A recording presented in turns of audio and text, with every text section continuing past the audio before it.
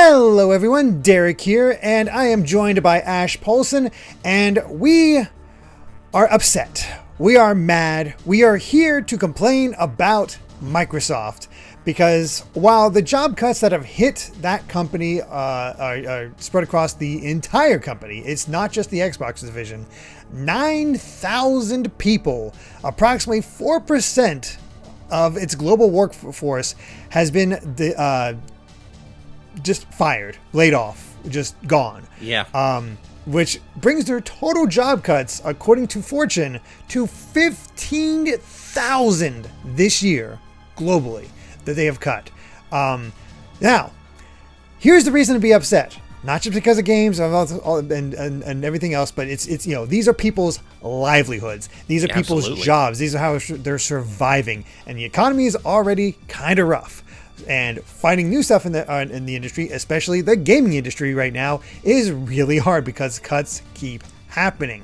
But here's what kind of drives the screws in even further. Microsoft's doing fine. They noted that the profits are as good as ever. They've reached in the net. They have an 18% year-over-year increase in net income last quarter, meaning they've reached $25.8 billion in profits. Yeah. It's and also in Phil Spencer's comically awful, disrespectful statement about the whole situation, he literally brags about how our platform, hardware, and game roadmap have never looked stronger. The success we're currently seeing is based on tough decisions we made previously, blah, blah, blah. But also, you're fired, and thanks for helping us become so successful, but also, you're gone.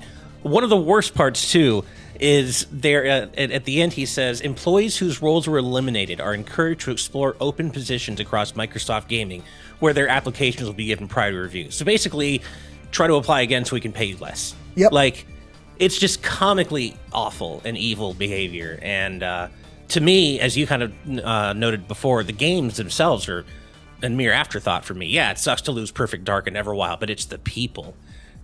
My heart breaks for everyone who's been displaced by these massive job cuts, and this industry just continues to be an absolute bloodbath, and I hate it, man. Yeah, I mean, these are people with so many years of experience. The developers behind Forza, the developer Turn 10 has lost nearly 50% of its staff, and those people have been working on Forza time and time again, making it better and better and better with each iteration. That is knowledge lost. There is an intangible loss here that you can't communicate, that these people know what they're doing, know how to make these things happen. And now who's going to teach the next generation? You're bringing the next person, they're fresh out of college or whatever, just trying to get this gaming job, trying to make that dream happen. Who's going to teach them? They have to learn on the fly, and all of a sudden you're basically restarting. It is a massive blow to just the legacy of gaming and whatnot, and how things are supposed to continue on. And it's the messed up part about it all is Microsoft stocks went up after all of this, because the stock market is trash, and this is just an utterly ridiculous state of things where the people who make these decisions don't care. Does our number go up? Do our profits go up? Cool. The more we have to pay, the more we can save on paying people, especially because of the stupid AI, generative AI push, the better, apparently, even though there is no profit in the foreseeable future for AI. It is a dead end by all rights, but they are pumping money into this thing in the desperate attempt that it can legitimately replace workers.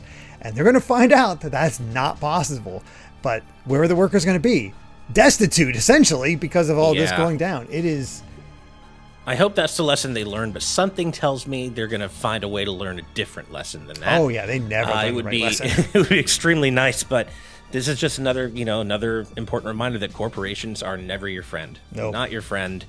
Certainly not Microsoft and Xbox. And you were talking, or you were touching earlier on the incredible talent being lost here. And one of those announcements just came through that Greg Mayles, who's the Banjo-Kazooie and Sea of Thieves director, is leaving Rare after more than 35 years following today's cancellation of Everwild. The talent being lost here is monumental. Yeah, there's no way to really quantify that. The subsidiaries are being hit. The initiative who was working on Perfect Dark is gone.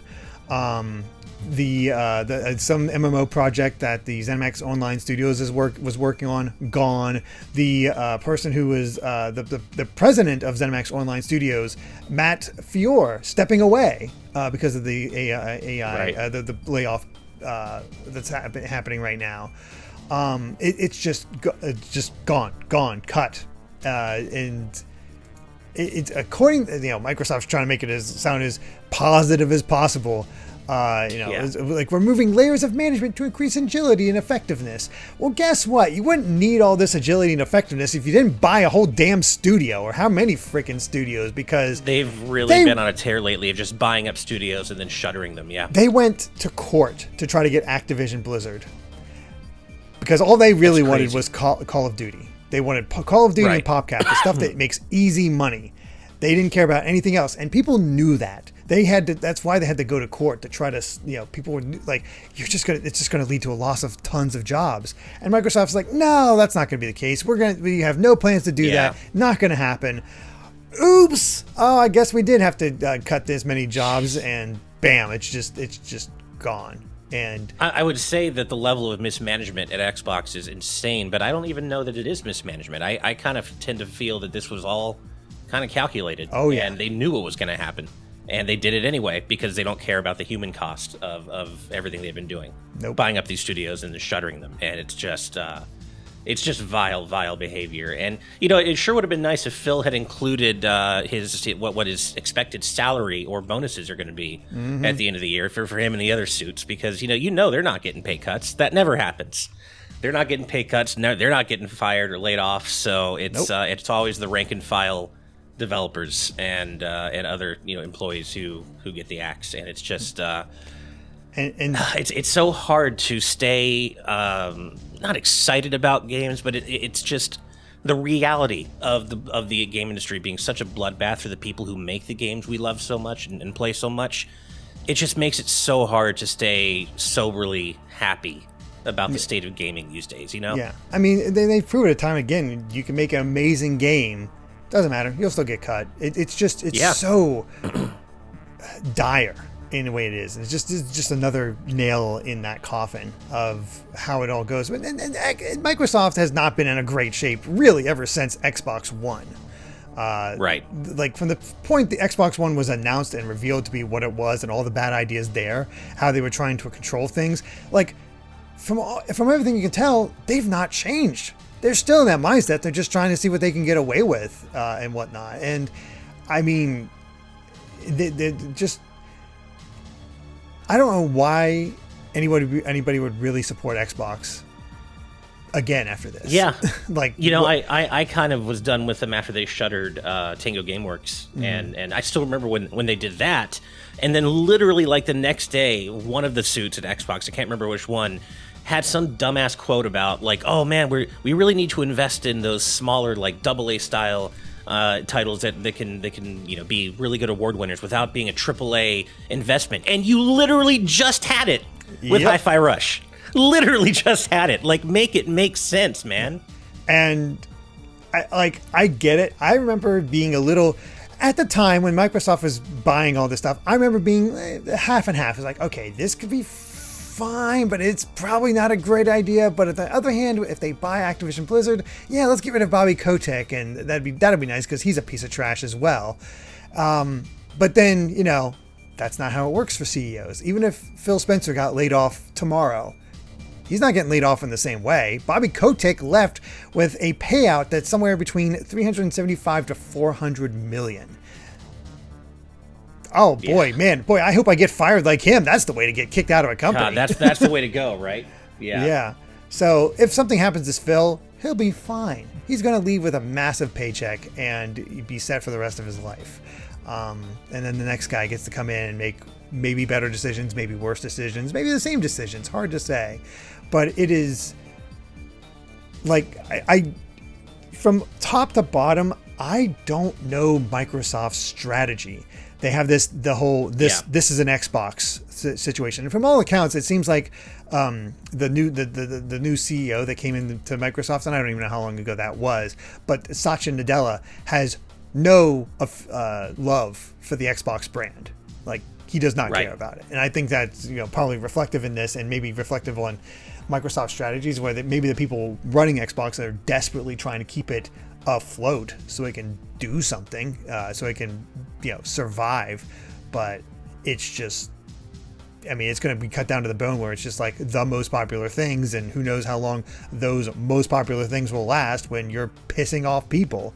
Now most casual people won't know a lot of this stuff, but eventually you start seeing some cracks when the quality starts going down in your favorite games year over year. Right, and what's interesting is that you're touching on the general state of the Xbox brand right now, and it's in a really weird place, and this actually comes hot on the heels of a video that was published over the weekend by one of the founding members of Microsoft Game Studios. I think her name is Laura Fryer, and she talks about she's been in the business longer than most people for Xbox, and she as one of the founding voices of Xbox, has talked about how this is basically what she sees as the beginning of a slow exit from the Xbox hardware business. That the Xbox really doesn't.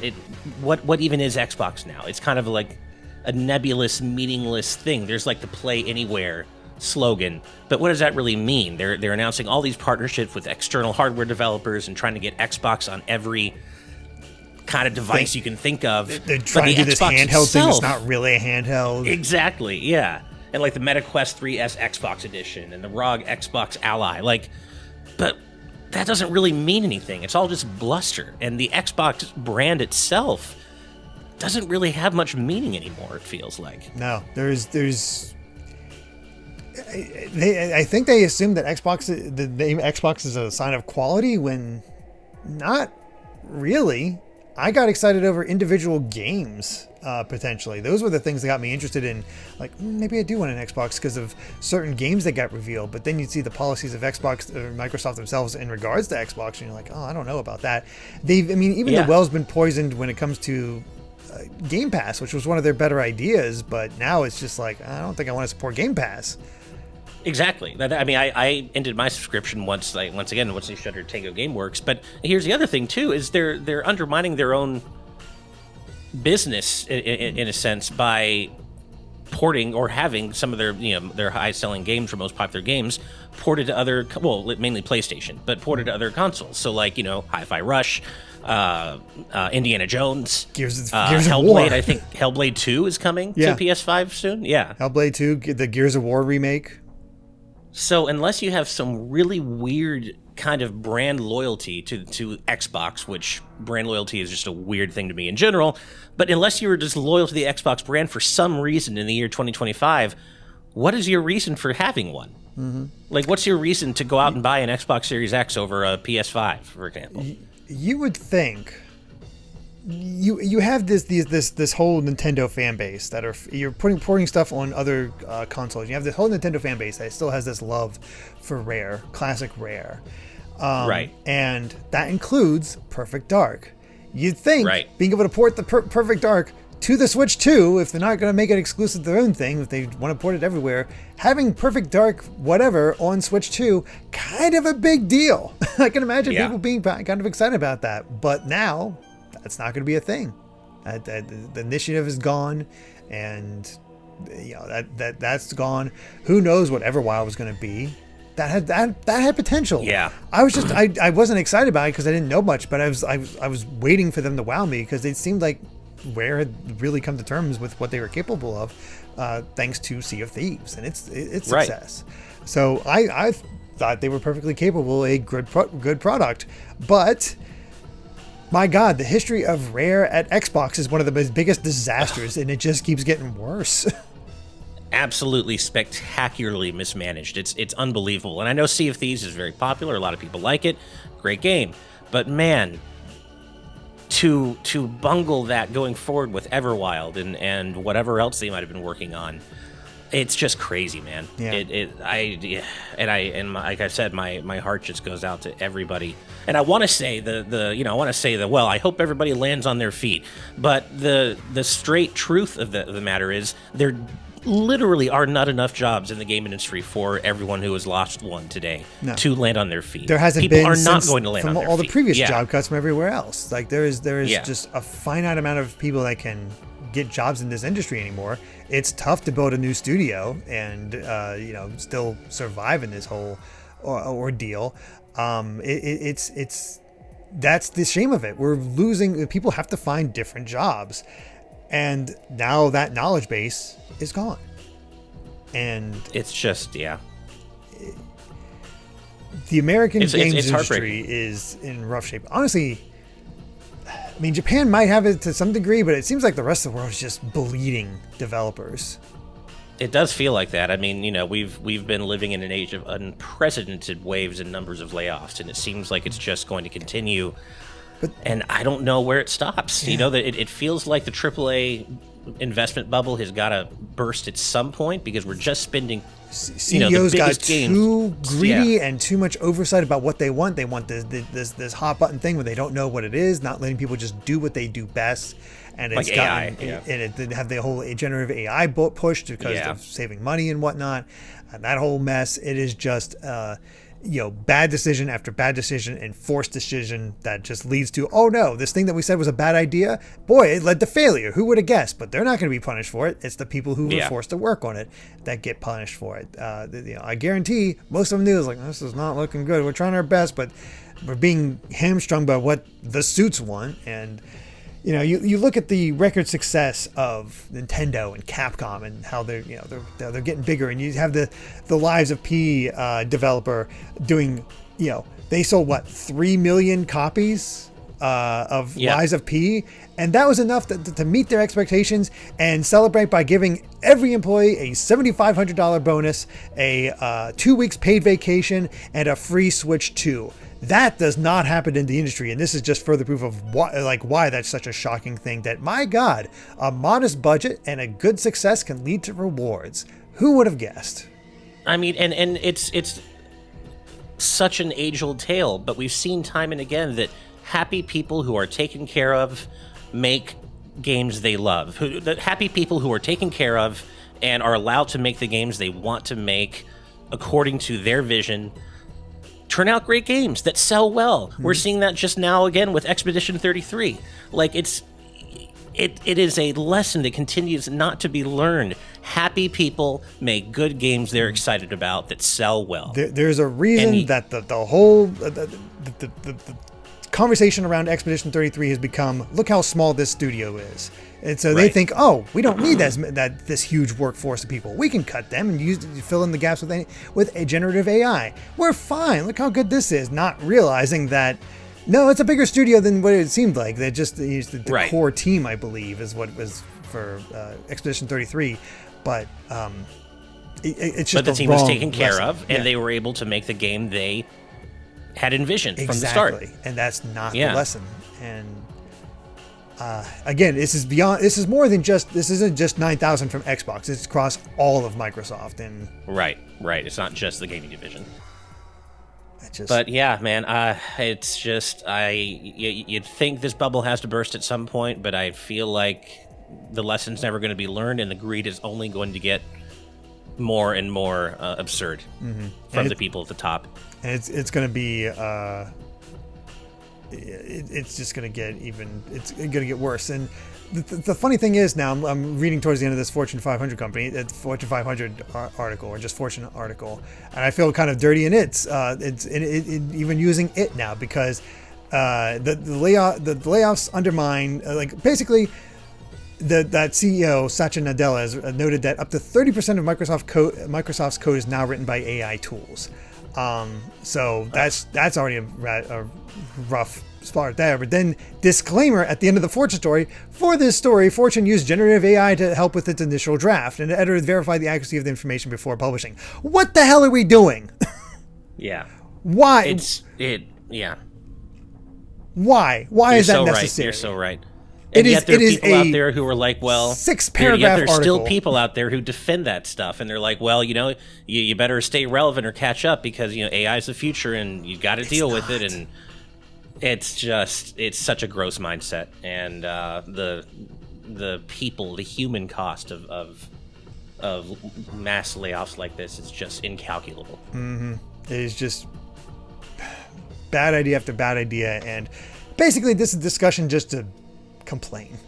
Let's be honest. Yeah. Complain and get it out there and vent, because this is just maddening from every aspect of it.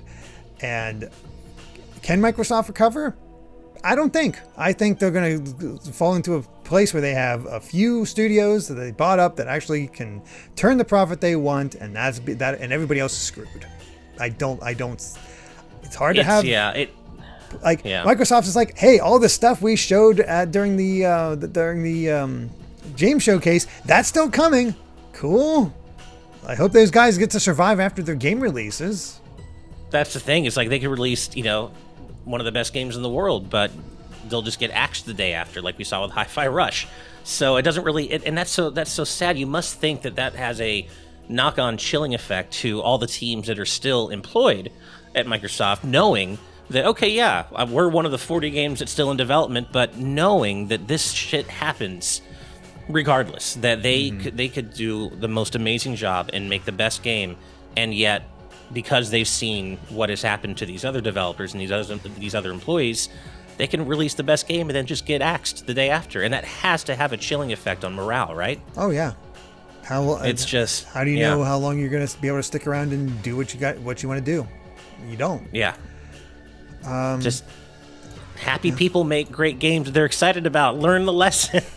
Don't put unnecessary stress on your developers. Yeah. Whether or not you can feed your family is kind of a stressor, just a little bit. Yeah, exactly. So I don't think there's much else to say. The loss of certain games that people might be interested in is definitely unfortunate. The loss of all these workers is just terrible. What else do you guys have to add? How are you feeling? Vent your frustrations in the comments below. Let's hear it and see where we're at there. But thank you so much for watching. If you enjoyed the video, please consider subscribing to GVG, hitting the like button, and ringing that bell. We also have a Patreon at patreon.com/GVGaming with plenty of extra perks. So check us out there. Look forward to hopefully happier news in the future. Please, dear God. And until that next time, bye. Bye.